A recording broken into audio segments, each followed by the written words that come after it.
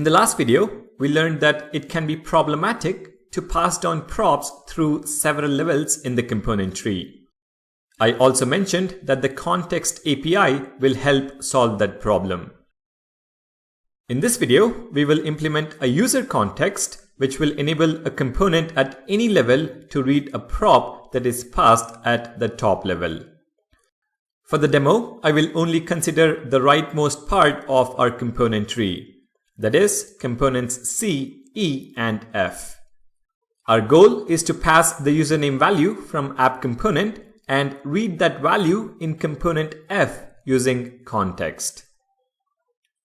To get us started, I have already created the components and nested them at the appropriate level. In app component, we have component C. Within component C, we have component E, and finally, within component E, we have component F. And component F simply renders the text component F. Now, let us understand how to get data from the app component to component F using context. There are 3 steps to implement when making use of context. Step 1 is to create the context. Step 2, provide a context value. Step 3, consume the context value in the necessary components. Let's begin with step 1, creating the context. I'm going to go back to VS Code and create a new file. usercontext.js. Within the file, we will use the createContext method from React to create a user context. Import React from React, and then const userContext is equal to react.createContext. Now, it so happens that every context object created using the createContext method comes with a provider and a consumer React component. We need those components for steps 2 and 3, which means we have to export them. While exporting though, I like to assign them to a more readable name. So, const userProvider is equal to userContext.provider and const userConsumer is equal to userContext.consumer. Now we can export them. Alright, so that is our step 1, creating the user context. For step 2, we need to provide this user context using the user provider component. And the place you provide is important because only the descendant components can consume it. App component is usually a good place because pretty much all components fall under it. So in app component, I will wrap component C with user provider.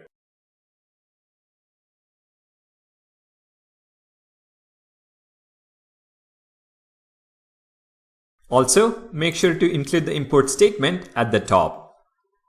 Now the provider component is responsible for providing a value for all the descendant components. The value we want to provide is the username.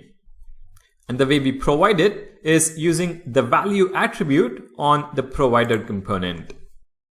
So value is equal to Vishwas. That completes step 2.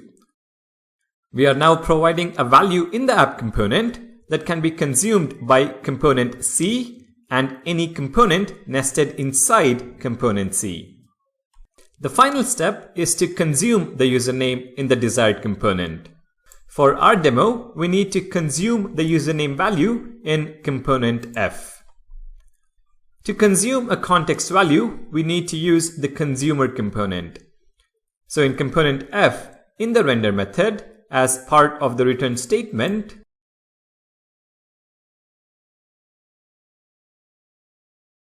include the user consumer component and import it at the top. In between the opening and closing tags of the consumer component, we need to specify a function.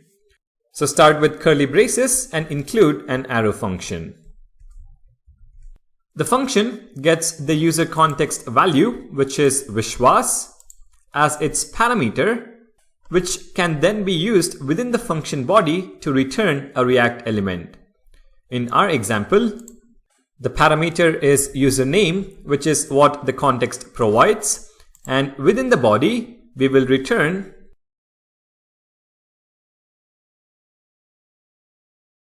hello username. So what is happening here is that we are passing a function as a child to the consumer component. The consumer component tells component F, hey, you need the username, right? Let me provide it to you. What you want to do with the username is up to you. Just make sure you return proper JSX. Component F will consume the username and simply render it as part of the JSX. If we now save all the files and head to the browser, you should be able to see the text Hello Vishwas displayed from component F. We have successfully used context to provide a value to a deeply nested component without having to pass that value as a prop through every intermediate component. Let me go over the steps one more time. Step 1. Create the user context using the createContext method from React. Make sure to export the provider and consumer components as well. Step 2. At the top level, include the provider component and provide a value using the value attribute. This value can now be consumed in any of the descendant components. Step 3. In the component where the username is required, use the consumer component and pass in a function as its child.